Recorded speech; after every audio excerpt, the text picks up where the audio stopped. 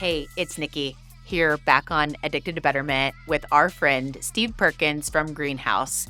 He is taking us through this journey of building these core foundational habits from the roots up, the roots up approach. So we are so enjoying learning from Steve, and I think there's a lot in store with this episode. Take a listen.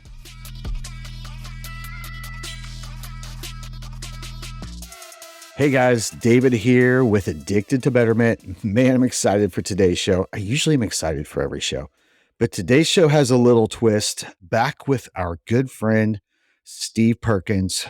Man, when we were chatting with Steve recently just about his passion around helping people and our passion, and here at Addicted to Betterment, we are committed to living life all in every area of the life wheel. We believe strongly that every area is intertwined and that, one is not exclusive from the others. They all affect each other. And man, Steve does some great work around helping people in so many areas. And so we said, hey, after talking about it for so long, we was like, listen, let's do a series together.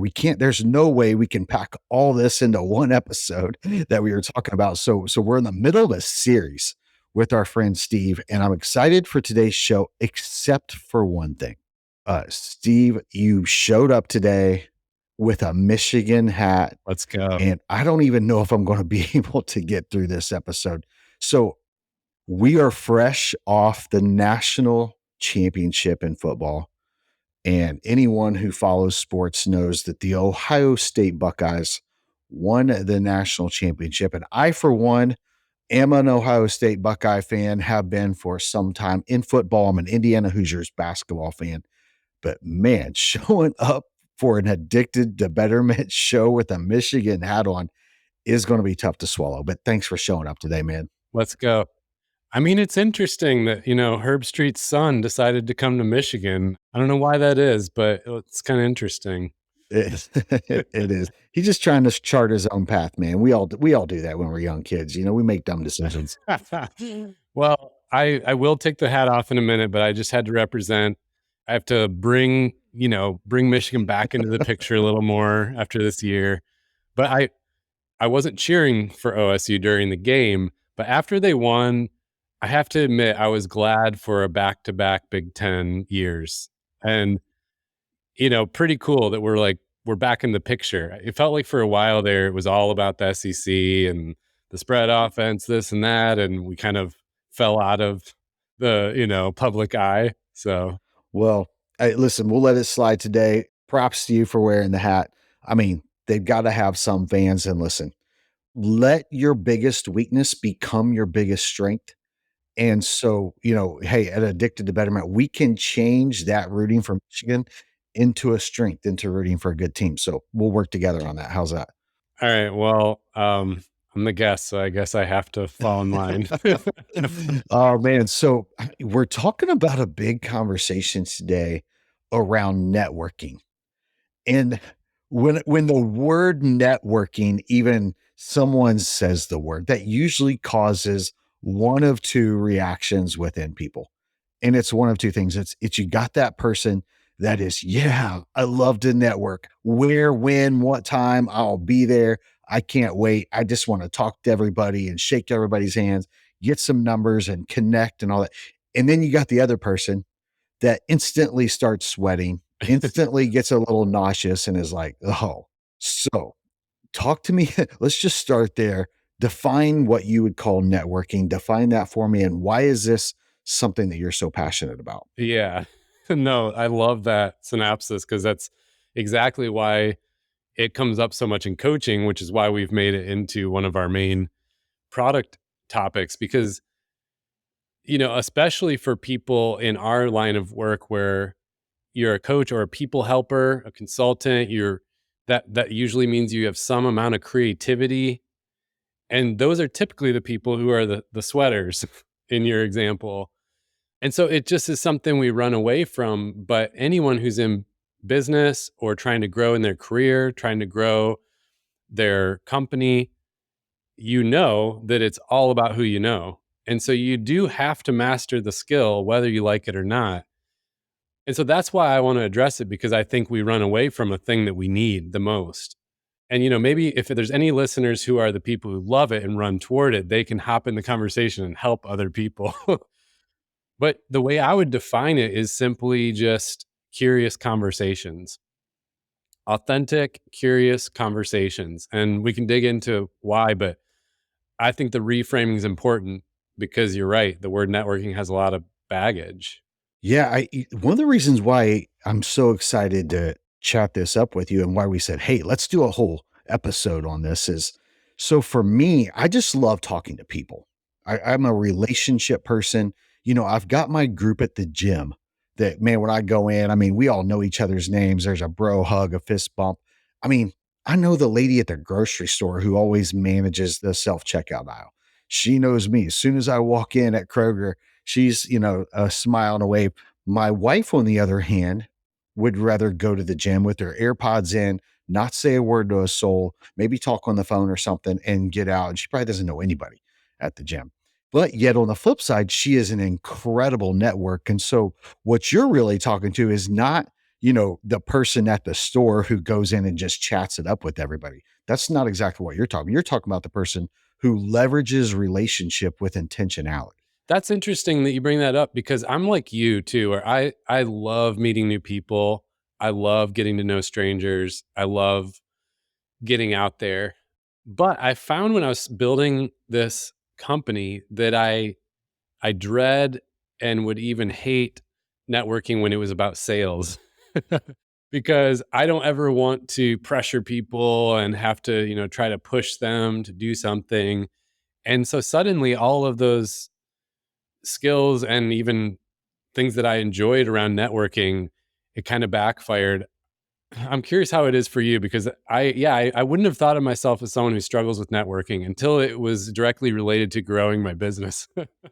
I'm with you 100%. As much as I love talking to people and organically, someone at the football game, just connecting with them and talking to them or, a concert or whatever. Next thing you know, halfway through the concert, you feel like hey, let's go hang out because you become friends almost, or something like that. On the flip side, like the idea of networking for business relationships or to cultivate sales or something like that makes my head hurt. But my wife has taught me how to do that much better. And I think that's a skill that if people master can really accelerate their professional career. So I'm excited to hear some of your your thoughts on that and share it with our listeners. Yeah. And, you know, listeners will probably get to know her at some point here, but Sunday, one of our coaches, she's a master at this and she's taught it to thousands. And her point, which I really love, is that even when you're not in a growth stage and you're not trying to find a job, get a promotion, build your business, you should still always be networking because when you need it, it'll be too late. And I had this just yesterday. A friend who's doing some new business venture needed me to connect him with somebody. And, good thing he knew me and I was willing to do it because the guy I connected him with, I've been networking with and building a relationship for probably a decade. And this friend doesn't put in the reps with networking. And I almost wanted to stiff arm him and be like, man, you're too late. Like you needed to be building relationships for the past 10 years. That's what allowed me to make this introduction for you instantly. So yeah, I'm kind of with you. I think it's a good topic for everybody for some reason or another.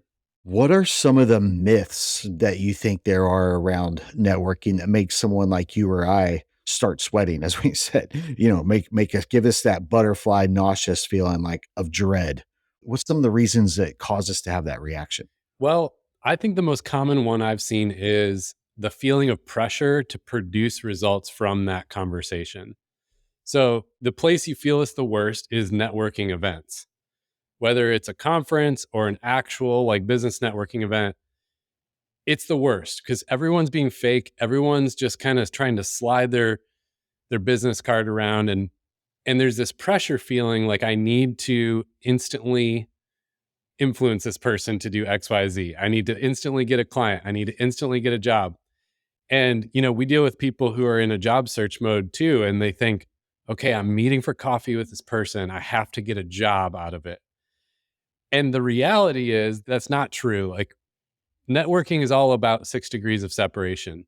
you're going to meet with this person who's going to introduce you to that person. They're going to introduce you to that person. And, 5 people later, something will transpire that is what you're looking to accomplish. But the person in front of you is rarely the answer. And so I find that's a huge myth because it causes us to put so much pressure on the conversation that it becomes really awkward, really fake, really unattractive to the other person.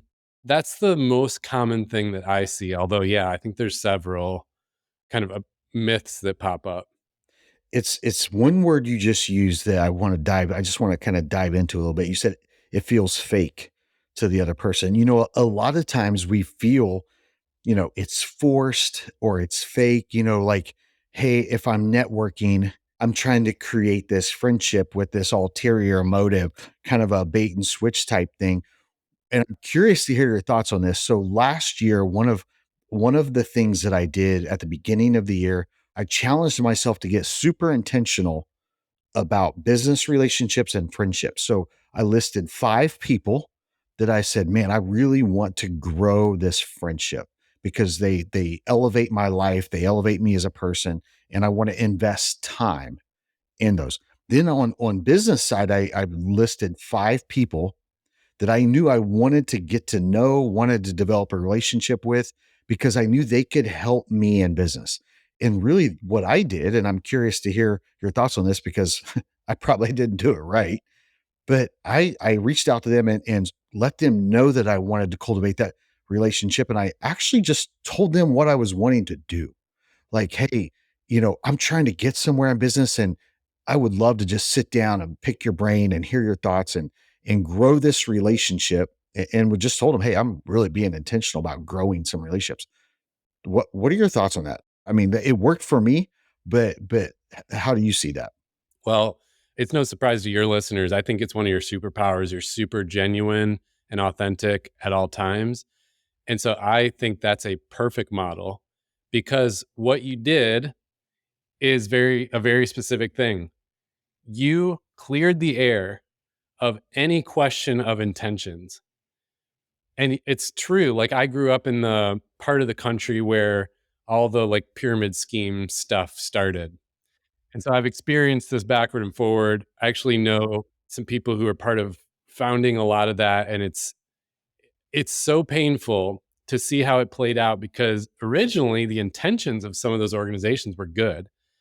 But what happened over time is people learned this pattern of talking to friends and connections without clear intentions. And there's an agenda that's hidden, and people are smart. Our brains can pick up on that really quickly. I forget the number, like our subconscious can pick up on some insane amount of cues faster than our conscious can. And so people, it. I mean, everyone listening, like you've experienced that. When there's some hidden agenda or someone's being a little fake and it turns you off. And so I think you actually did the perfect thing, which is just right off the bat, clear any question around intention. Like here, this is what I'm reaching out to you for. This is why I want to talk. And it's great. Like people actually feel way more comfortable when they know exactly why we're meeting. And yeah, I mean, especially if you're in a place like you and I, where we have to mix business and personal to some extent, like we are building relationships with people and for business reasons, it's like super important to get clear up front about intentions. And I think that's exactly what you did. I'd be curious to ask, you should ask that person how they like, hey, I was just telling the story and I'm curious how it felt to you and just see what they say. Well, it's interesting. That was a year ago, and that has taken us to today is pretty mind blowing. So I would say it was great on both sides, pretty sure. And you were just talking about the whole like pyramid scheme and stuff. And it reminded me of exactly, here we are talking about what not to do, in networking is, that person. I used to have this friend who every once in a while would reach out and it would always be, "Hey man, you've been on my mind. Would love to just connect." And it would always be around this, like, "You just been on my heart and on my mind and that sort of thing. I want to reach out to you." And so because I'm human, I'm like, "Oh man, okay, thank you." And then after that, 15 minutes into the first conversation, you're like, It's the worst. Yeah. When the intention becomes clear, you're like, your heart sinks because you're like, man, I was actually excited to chat. And the reality is, it probably wasn't, they probably did care about you as a person. But the way that they did unfolded the conversation, it requires you to think like, well, this was all just for their business agenda. To your point, and I've probably learned this from that, is I've just taken this approach. And again, I'm learning from some great networkers like yourself and my wife. And I know you guys collaborate on business and you guys have this mastered, which is why, I mean, Steve, you're phenomenal at this. And so it's great that you're teaching people how to do it well. But for me, it's just like a direct approach. Hey man, I really want to get on your counter and start spending some time together because I'm trying to grow my business network and you have relationships that I don't. And man, I know if we cultivate this, and I want to make sure that I'm bringing value to the conversation too. Yeah, that's it. Because you're being honest about personal and business. And so I would say two tips for people on this point, because you just called out tip number one, which is even script it out if you need to. Script out and write it out. That kind of a sentence you just said, hey, I'm reaching out for this reason, and this is why I'd love to talk. Could we chat? And then tip number two is put it in the email when you're inviting them to the meeting or text or whatever, and say it again right at the beginning of the meeting, because we're forgetful and also we just start chatting, and you don't want to feel like a hard left turn in the middle of the conversation when you make it about business. So when you and I meet up, I'll say the same thing I did in the email. Hey, David, just wanted to say again, like I did in the email, I just wanted to get together to chat about business and learn from you and see if you have some connections for me. I'd also love to help you any way I can. And so it'd be good to like catch up personally and also talk about that business stuff. I love that. That's such a great approach.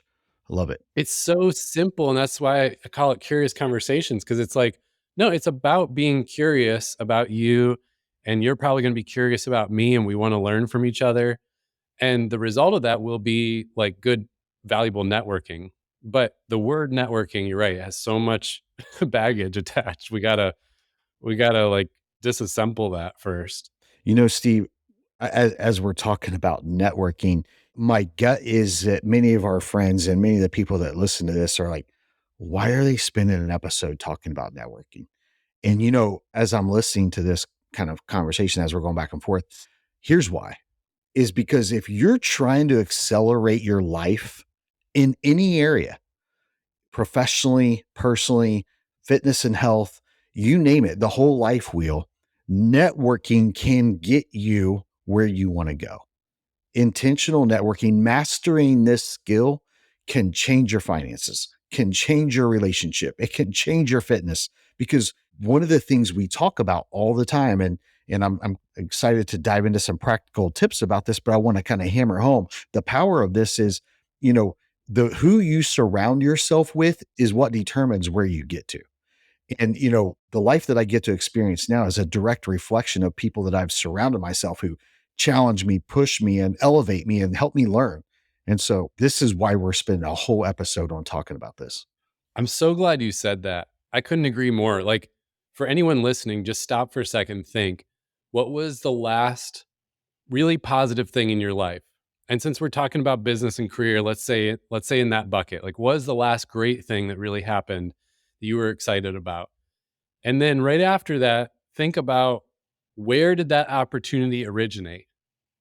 And I would bet a lot of money it was from somebody else that you know. Like, there's a reason the phrase, the saying, it's all about who you know, has existed for so long, because it's true. It just, even if you think, well, I researched it on Google, it's like, okay, but who originally gave you the idea that made you research it? Like, it's all about who you know. And you're right. I, for myself, 100% of the place I'm standing in, the conversation I'm having with you, my entire income stream, my entire, like, what I do all day long, it was through other people. So you're right. It's really valuable. Now, I wanted to say one other thing about a myth that's common, because I love your question.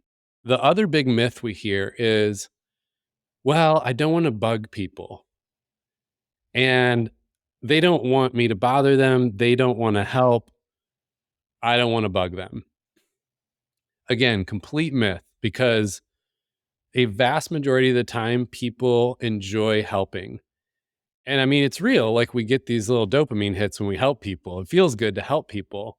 The problem isn't that they don't want to help. The problem is they don't know how to help.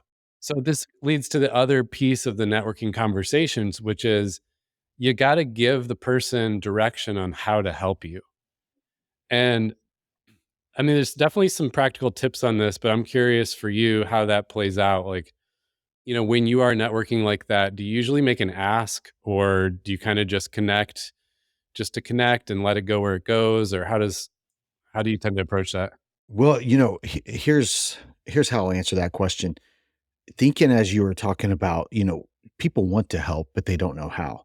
I've been on mission trips many times, and there's something profound and powerful about going somewhere where there's profound need and you feel compelled as a fellow human to help.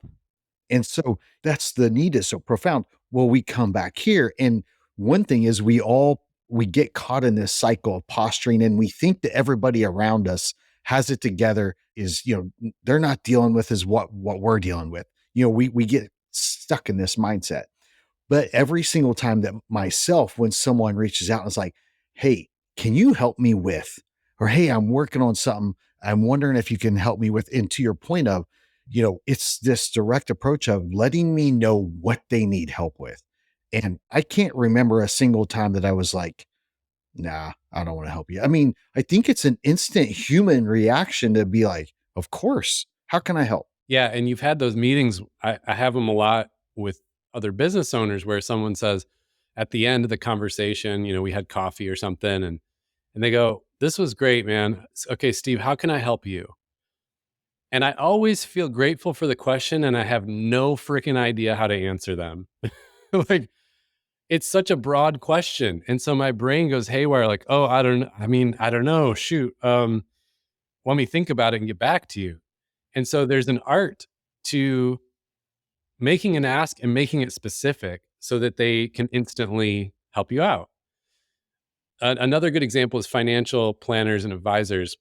So they're often taught to network and get introductions from people to more people. And what used to happen is they used to just ask you, "Hey, is there anyone that you could introduce me to?" Mm-hmm. And Hate that. I'm sure most people listening have had this experience, and you just shut down. You're like, "I don't, yeah, of course I know people." Like, what? You want me to, like, tonight text everyone I know and introduce them to a stranger? No. So fortunately, they've kind of refined the system, but now what do? It's more like, "Hey, David, do you know any other business owners in the financial services industry, and their company is like 0 to 100 people big, and they're really going through a growth spurt?" Then, okay, it's like I gave your brain direction. Instantly it files through and it's like, "Ding. Yeah, I should introduce you to Joe." "Oh, sweet. Yeah, let's talk, because I could probably help Joe." And then you make an introduction. And so it's like, know what you want to ask for, make it very clear, and give their brain direction, and then it'll feel good to them. They want to help, and they feel good helping you, but you got to give them direction on how to help. That's really good. And something I would even add to that is then the person feels like they're helping both people. So I do a men's thing here in Indianapolis where I work with men and on this stuff. And so if I'm sitting and talking to someone and I get talking about it, they ask me about, what I do around this and I'm talking about it. Well, then they're like, "Oh, if they want to help me, I can tell them, oh, here's the profile of guy. If you know someone who is a business leader, who's a, really driven business, they're also passionate about fitness. They're passionate about being a husband and a father. And sometimes they feel like the waves are just crashing over and they're drowning. And then, do you know anyone like that?" And then instantly they're like, "Oh, yeah, I know someone like that," because now I've narrowed that down. And to your point, I've let them know exactly who I'm trying to network with. It's so good. And the other funny thing about, like, why are we spending a whole episode on this, is the devil's in the details with this stuff. So we all know how to go have a lunch conversation, but where we trip up and ruin it is in these little nuanced parts. We don't open the conversation well, or we don't make the invite clear enough, or we don't close it well. And I mean, we've had those too. Like I've had so many of these the past few years where someone wants to pick my brain. That's the invite. Hey, can we grab lunch? I'll pay for lunch. Let me pick your brain. Cool. I love doing that. I'll help. And then the lunch, it's like it was scheduled noon to 1. It's currently like 1:30. I'm still here. I'm still unclear what you needed from me. And now I have to somehow like be the bad cop and leave. So it's like if this person would have just made it clear what they want, we could get it done before 1, and then they wrap it up before 1 and respect my time. We both feel great. It's like, cool, I got to help them and they got what they need. But yeah, it's in the little details that we mess it up. And I mean, I'm a student of this too. It's part of the reason I'm passionate about it is because I have messed it up so many times. I mean, I early on in business ruined some friendships because I didn't do this well. And I just don't want people to have those same, blooper reels. Man, Steve, that's home run material, what you just said, because, Nikki and I live in a world and we're involved in a lot of things, business and personal. And, in that question that you just mentioned, hey, can I get time on your calendar to talk about this? So friends, here's my number one thing. I just want to reinforce what Steve just said. If you're going to do that and you're going to reach out to someone and get time on someone's calendar, whether it's business, personal, friendship, whatever, and you ask for a certain amount of time, honor that time. I'll tell you, Steve, for me personally, if you say, hey, I'm going to put something on your calendar for 30 minutes and it's going up to 30 minutes and I can see you're just ramping up and we're going, now I'm furious. I went into the conversation excited and now I'm livid because I got 6 other things that I'm trying to get to. And I got that on my calendar and I've scheduled my calendar around that because I'm super intentional about my time and I'm excited to learn from you or talk to you or help you or whatever it is. And now you're not respecting my time and now I've shut down. So with this, what I would love from you, because you're so good at this, give us 3 or 4 or some practical tips. Because most people they're listening to this going, yeah, I want to do that. I don't know how to do it. I don't know where to start. What can I do to get better at this? All right. Yeah. Love it. So here we go. Step by step. Step 1, right after this episode, write down 3 people that you want to connect with. And let's say you're trying to find new clients for your business, or, you're trying to advance your career and find opportunities. The 3 people don't have to be, again, these do not have to be people that are like the client or the opportunity. It can just be 3 people because everyone knows someone else, and it's the domino effect. It's that 6 degrees of separation. So don't get stuck on who the people are. Just list 3 people you would enjoy meeting up with and getting some thoughts from. So that's step 1, list the 3 people. Step 2 is send them each a message and do the thing we've been talking about here. Say very clearly your intention. Say, hey, I just listened to a podcast called Addicted to Betterment. They encouraged me to do networking and they said to reach out to 3 people, and you're one of those 3. So what I'd love to do is grab coffee, grab lunch, and share what I'm up to in my work and get your advice and get your thoughts. And that's what I'd love to do. Would you be up for it? That's it. I just gave you the script. Okay. So you write that and you send it to them. If they say yes and you show up to the meeting, you start the meeting the same way you did in the message. And you say, I just want to say again, like, my intention is I really wanted to share what I'm up to and get your thoughts and, see if it leads anywhere. And I'd love to help you too if there's anything. So you're making the intentions clear from the beginning. Now you're going to share whatever you're up to, whatever you're looking for. And then at the end, you want to ask this simple question. You just say, all right, David, after I shared that, like, I would love to just hear your thoughts. Like, do you have any advice for me? Do you have any ideas of like who I should connect with next? Because people love to give their advice, So that question will never fall flat. And then I got to be open, and I'm going to sit back in my chair and just listen. I don't know what you're going to say, but there's something in there that's going to help me, and I need to be open and listening. So just listen, ask questions, say thank you, And then when the conversation's ready to wrap up, you just want to do what you just said and make sure you honor the time and say, hey, I really appreciate you doing this. I want to honor the time that we set. So, let's take off and just, thanks for this. I'll let you know if anything becomes of it. Especially if they have someone in mind they could connect you with next, then you want to follow up on that. So just, the next day, send them a message. Hey, appreciate you making the connection. This is just your friendly reminder. And that's it. Like, it can be that simple, but I would love for people listening to jot down 3 names and give it a try with the completely open-ended, I don't know where this is going to lead, because amazing things come out of that. I mean, you and I were just talking about some exciting partnership business ideas just yesterday that, as of Monday, were not on my radar at all. And now, because of our relationship, new opportunities for both of us.